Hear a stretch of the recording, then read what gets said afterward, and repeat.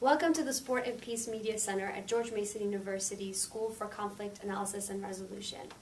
Our intent here is to serve as an interactive platform for the sport, peace building, and development field. We plan to do this by highlighting individuals and research that contribute to the advancement of the field. In this endeavor, we will emphasize research and application initiatives. Today, we'd like to welcome Craig Esherick.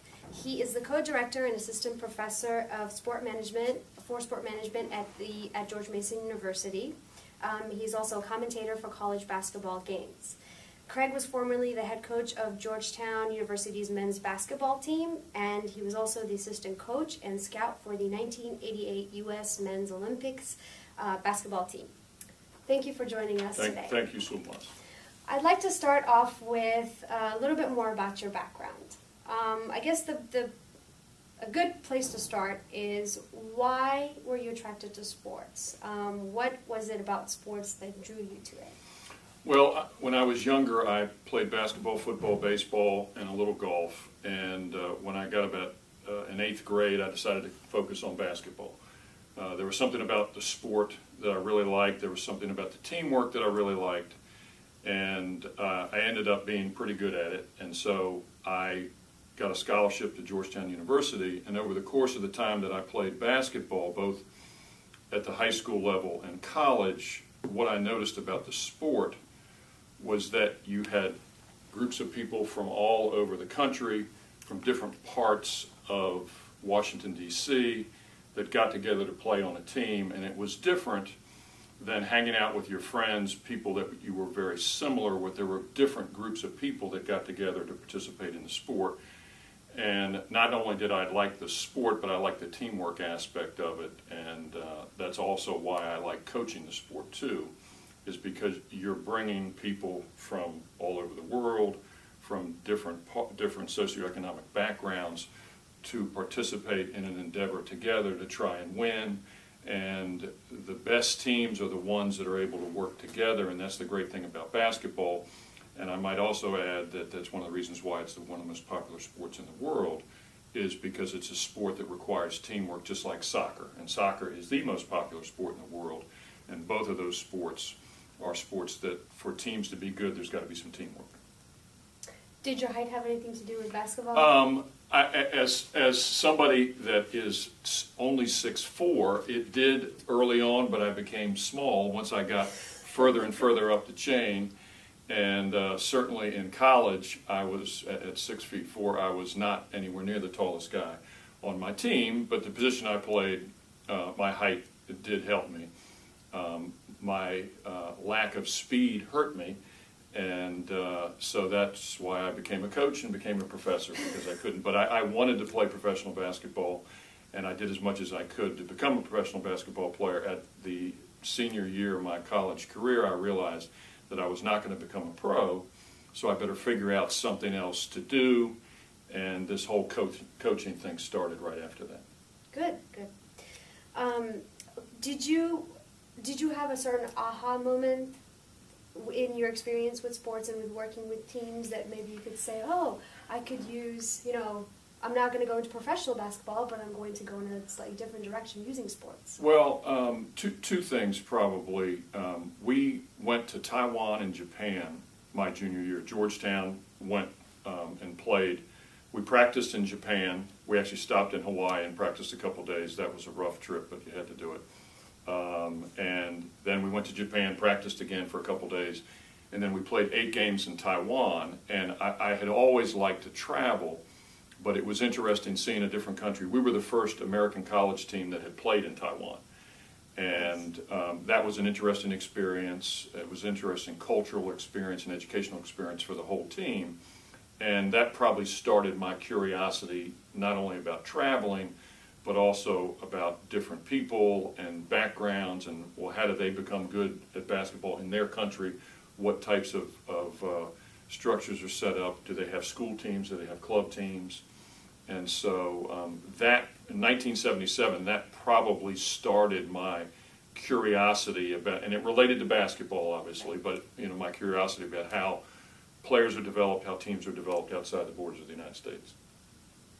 And just a little inserted question here. What would you think, what would you identify as being the most challenging thing going into a new environment in a sports setting, but in terms of relating to someone in their new culture and new system, so to speak? The toughest thing, I think, when two groups are coming together, the very toughest thing is language. Yeah. And I think that if two groups speak the same language, there's much more communication. But in a sports setting, because the common language is the sport, that's why the State Department uses sports to try and bring people together, because it is much easier to develop relationships when two groups of people don't speak the same language. I spoke no Mandarin, I spoke no Chinese, but there was some communication between us and when we were in Japan with the Japanese students that we met, and when we were in Taiwan with the athletes we were competing against, because of the sport. Because of the sport, there was some level of communication and common understanding. Even though they were trying to win, we were trying to win, there was a common bond that was established by the sport of basketball. I think that's one of the strengths of sport, personally. And it would be really neat to see us building our initiatives on that. Well, I think, that with the whole thing with Henry Kissinger and Richard Nixon opening up trade and relations with China, that whole thing got started with a silly little sport called table tennis or ping pong. Ping pong. And so I think it's a great way to introduce two groups together that may not know each other. It's a great way to try and bring two groups together that may not have the best of relations, and that's what we did with China, and see where we are now. How many Americans are in China doing business? We have consulates all over the country now. We have an embassy in China. They're in our country, and so that little exchange between two ping pong teams has created an awful lot. Yep. How would you? Can you talk a little bit about your activities, academic and both sport-wise, that you've come across, either sport management or? I teach a full load. I'm a full-time professor at George Mason. I've been a full-time professor now. This is my 5th year. I also do some grant work with the U.S. State Department, and we've been doing that now for 3 years. We've traveled to several different countries. We brought athletes from all over the world to the United States. We actually have a group coming in today from the newly independent Southern Sudan. We don't just, my focus is on trying to develop coaches. It's not just basketball. My level of knowledge in terms of sport certainly is focused on basketball, but what we try and do is bring all sorts of sports. Mm-hmm. As you know, we brought some martial artists from Tajikistan. We had a group of wrestlers from Mongolia. We've had basketball coaches from China. We've had snowboarders, if you can believe it, from Kyrgyzstan. We've had sitting volleyball players who are volleyball players without 1 or 2 limbs that are able to still play the sport. They've developed a sport that permits them to be able to do it. Ice hockey athletes from Russia. We've had soccer players from literally around the world with different groups, soccer coaches from Swaziland. And then we have this group coming in today from the Southern Sudan, which is a bunch of basketball coaches. So it's pretty heady stuff. I think that the program that the State Department has set up really does a great job of introducing these groups of people to the United States. But I think sports enables a communication at the grassroots level between groups of coaches and groups of athletes that you may not be able to get at the ambassador level. Sure. How about any publications?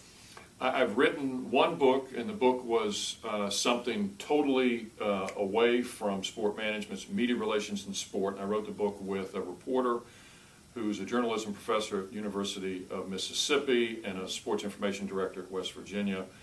I am going to publish a book in February with the director of sport management at George Mason, Bob Baker.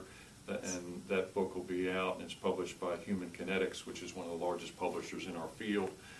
And then Bob and I just signed a contract with another publisher in Massachusetts to do a book on the art and science of coaching, which will be out in June of 2014.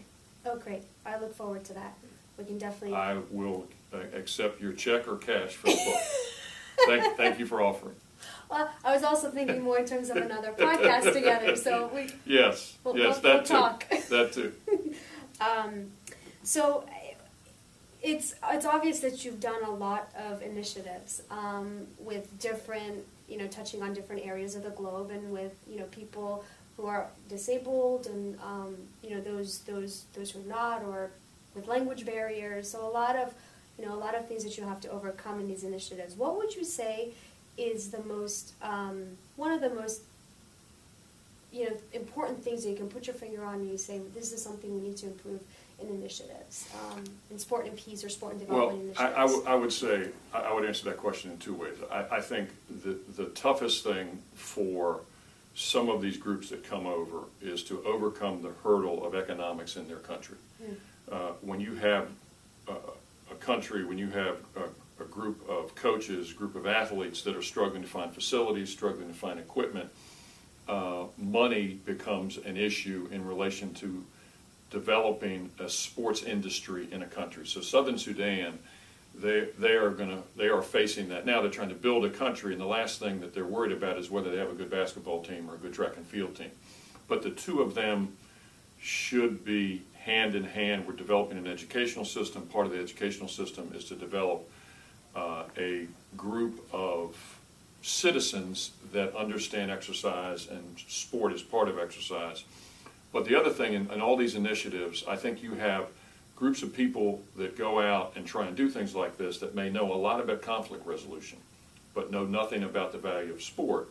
And then you have some groups that also go out and attempt to bring groups together that know sport, but don't know conflict resolution. And I think that education is on both ends of the spectrum. I think you have to educate the academicians that may not understand the value of sport or may not understand sport, but you also have to educate the coaches and athletes that go out that don't understand how to bring these two groups together, don't understand the buzzwords that you have to use when you're trying to use sport to bring groups together. So essentially you're pointing at linking both the theory and application.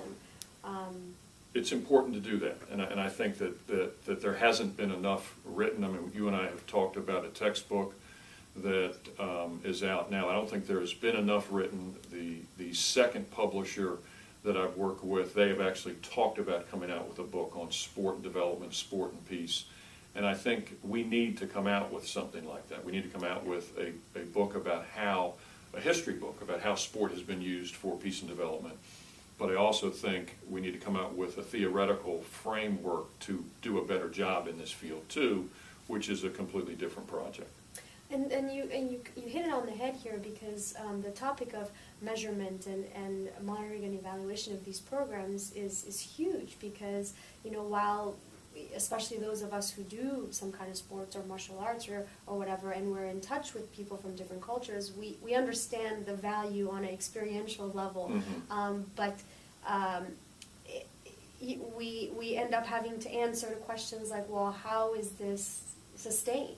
How is this commonality that we've built sustained? And so I think starting with a theoretical background and really merging those two fields, application and theory, will help us to figure out how can we measure something. I totally agree, and I think it'll also help the State Department, but it'll also help people like you and I that are interested in using sports, because everyone needs funding, just as these countries that come in and bring their athletes and coaches. Sure. They need equipment, they need facilities, but people that do programs like this need to find either funding from the government or funding from the corporate world. But people are not going to give. We're all in where everyone has to deal with a tough economy right now. Right. The resources are not there, and so we all have to do a better job of convincing people that this has value. The State Department has to do that every day. They have to go before Congress and justify their budget. And so part of their budget is the Sports United program that brings athletes and coaches here and sends athletes and coaches from our country to other parts of the world. And literally every year they have to go up on the Hill and say, this program is good, and why is it good? And I think we can help that with these types of books, these types of academic studies. I think will help people like that, like the State Department, like Sports United, justify why they're spending this kind of money, because you look at a group of coaches coming over this country and it's a nice trip and they enjoy the United States, but you have to justify why they're coming over here, what type of programs are they involved in, what are they learning, what types of things about the United States are they bringing back to their country, and what are we learning about them? Sure. Because it's a two-way, yep, it's literally a cultural exchange, and everyone that has worked on our grant with these groups, we learn just as much from the groups that come over as they learn from us. Absolutely. And there's got to be a continuation of that learning too. Would you say that in terms of justification of these programs, that qualitative or quantitative approach toward justifying the evidence in what's working? We do a pre and post test with every group that comes in. The State Department has done a really good job of pushing the importance of doing a study with each group.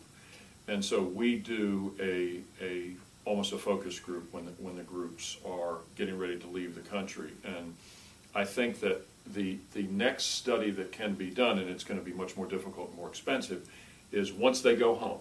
Yes. What impact has this trip had? What are they doing in their country? What have they learned? What type of programs have they established because of what they've learned here? And what are we doing? How have we changed in this country? Correct. With the group that came from Kyrgyzstan? What have we done to alter some of the stuff that we've done with these groups, and the group from China? What types of things have we learned from them too? All those things I think need to be studied. Yeah, I would agree. Can I move a little bit now more towards your personal goals for the field? We've talked about, linking theory and application. We've talked about measurement. We've talked about qualitative, quantitative, and perhaps that, a mix of both of those, that kind of evidence would serve the best. So what would you personally like to see happen going forward?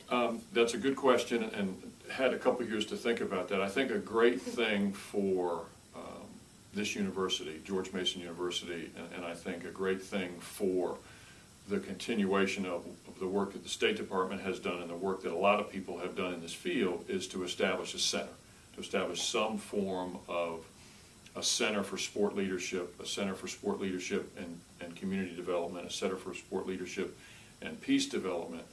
And I think we are in the perfect location. We're in Washington, D.C. We are very close to many institutes, many governmental, non-governmental organizations that I think we can learn from and can learn from us.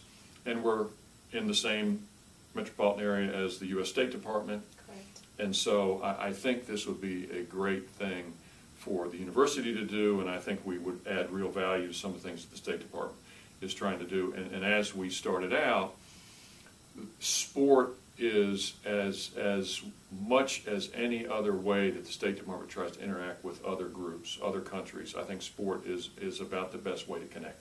Mm-hmm. And so I think as a government we can spend more money on this, not less. And, mm-hmm. and I think that these programs have worked. I think if you look at private business like the NBA, like the NFL, like a Nike, like Under Armour, they are trading and doing business all over the world too, and they do community type things to benefit their companies. Sure. But this community building that these private enterprises are engaged in, I think we can tap into also. And would you also say that it's important to tap into, I think you've already alluded to this, but tap into the university and academics and developing the field in that way also? When you bring the industry into academia and you bring academia into the industry, I think the two of them can help each other. I think we can make them, when NBA goes and does a program in South Sudan, or when the NFL is trying to develop football in China, they can learn from some of the things that the State Department has done, and they can learn from some of the studies that professors have engaged in to try and bring groups together for business reasons too, not just for conflict resolution, sure. but also to increase the likelihood of two different groups of people doing business together. Sounds good to me. I think it's a great project. It's fun, and we enjoy engaging with these groups, and I think it's a great way to make a living. Well, I look forward to February and June when I can, we have another podcast and I can buy your book. Very good. And I'll sign it for you too. Thank you very much. And just don't hit me. I'm very peaceful. Unless you give me a reason. Well, thank you so much for your time today. Thank you. And this concludes our session with Craig Esherick. Thank you so much for joining in. Stay tuned for next time.